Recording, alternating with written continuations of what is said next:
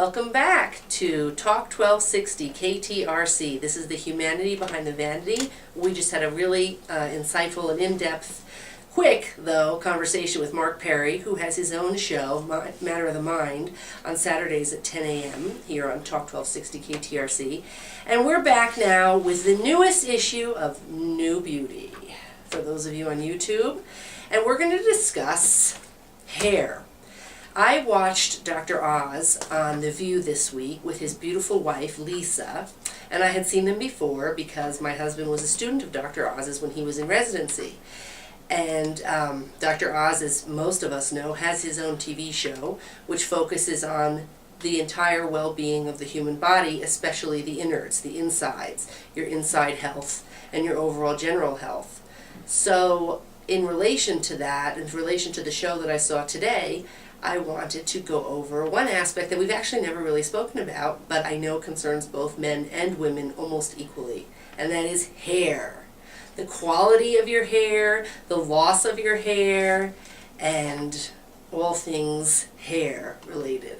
So I'm going to ask the big Dr. Ronel some questions about hair. All right, here we go. Doctor.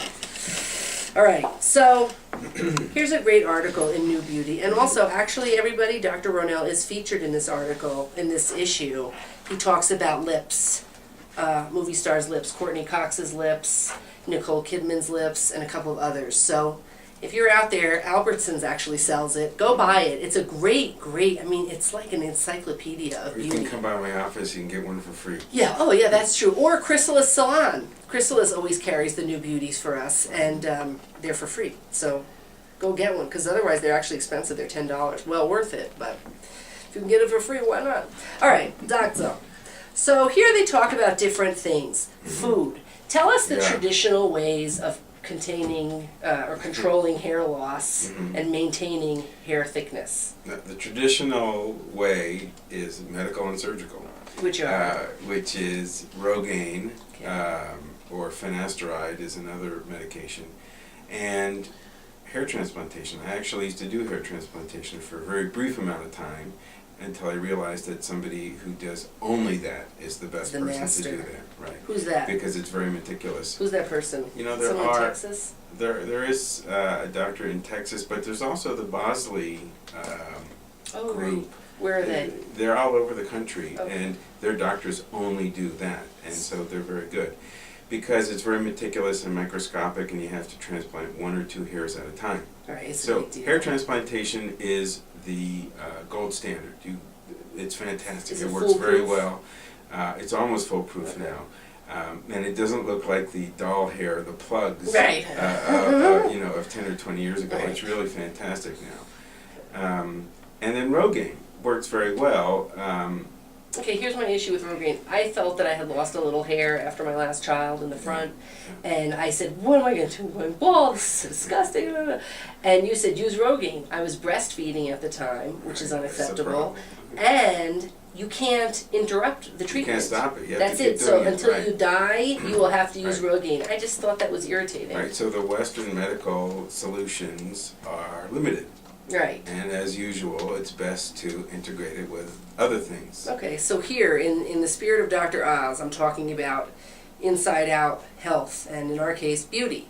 So here, they're saying to keep healthy hair, you need a diet rich in protein, Right. especially soy. But doesn't soy have a lot of estrogen in it? It depends how it's made. Okay, fine. Because I know that soy can make some people, including myself, wacky after they Right. eat it. I had a patient today who said she's allergic to soy, and, Yeah. and that's what it is. It can, some soy can, Right. not all soy. Right, I can eat like soy Right. yogurt, but I cannot eat tofu. But that's not the only thing that you need for No, for good hair. there's plenty more things. Yeah. Then it's talking about like zinc and whole grains, and then it's talking about hydrating the scalp in flaxseed, walnuts, salmon, generally omega-3 rich foods. Right. In general, you've got omega-6 and omega-3 rich foods, Right. because that's part of the hair structure. Okay. You need to have the right minerals in order to make smooth, lustrous hair. Okay. Otherwise, you actually get a syndrome from one of the ways you can diagnose a heavy metal deficiency is by having brittle, kinky hair. Oh, interesting. So zinc and selenium and other heavy metals are important. Okay. And then the scalp has to be healthy. Right, and that's omega-3 rich foods.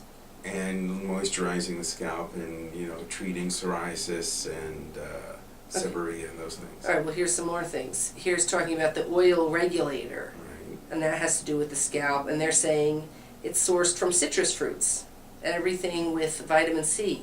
It creates the sebum, which is a natural moisturizer that keeps the scalp and hair Right. moisturized, hydrated. Right. And then here's the thing which I was really interested in. To slow hair loss with food-related things, eat vegetables like peppers, potatoes, and sprouts. Interesting. And what's funny is they have a little picture of the sprouts and it kind of looks like a head with hair. Like a chia pet, but it's not. I just realized that now. Anyway, that's interesting. I think I'm going to suck down those sprouts all day. Okay. Woo! Anyway, that to me was the best part of this article. And then it's talking about preventing dryness of the hair's cortex, which is vitamin B rich things, biotin. And it says it also can prevent or defend against premature graying. The biotin, vitamin B rich In things. concert with all these things that are used to maintain hair and prevent hair loss, you also have to avoid all the products out there that are very damaging to hair. Like? There are a lot of hair colorants and hair sprays and things that have ingredients in them that can, undo all of this stuff. So, And wait, I just want to interrupt you with one thing. Something else to avoid, it says, sadly, coffee, alcohol, black tea, and sugar. oh, that's really. I mean, what kind of life are you going to have? Come on, man. Okay, I'm going bald. You already are.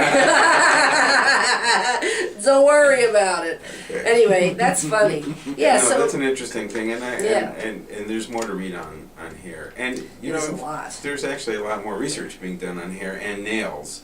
Oh, Usually, the things that make hair healthy also makes nails healthy because the keratin, the protein in the hair is the same as the one in the nails, so Okay. one works for the other. interesting. All right, we've All got right, about a good. minute, so what do you got? What else you got there? Here's New something beauty? which I want to talk about in another segment. We've talked about it before, and I really am personally very interested in this. Skin tighteners. Oh my goodness. I know. I'm trying to convince him to get a skin tightening laser. Okay. And I just love it. But it says here, it's a non-invasive doctor administered procedure. Doctor administered. Okay. And I think that that's pretty darn fascinating because it means that you can, just like with fillers and skin tightening lasers and skin treatments with lasers, you can stave off a facelift. You could perhaps stave off a tummy tuck or liposuction. And this is not for heavily overweight people, Yeah, obviously, and also younger people. It works best for younger people. because their skin is healthier. Okay, tighter. we got to wrap things All right, up. sorry. Thanks for Thank listening. you. Yeah. Go ahead. No, it's okay. You go. Really? Thank No, you, you. Suneva and iFlow, for your generous support, and we'll be back soon. Thank you.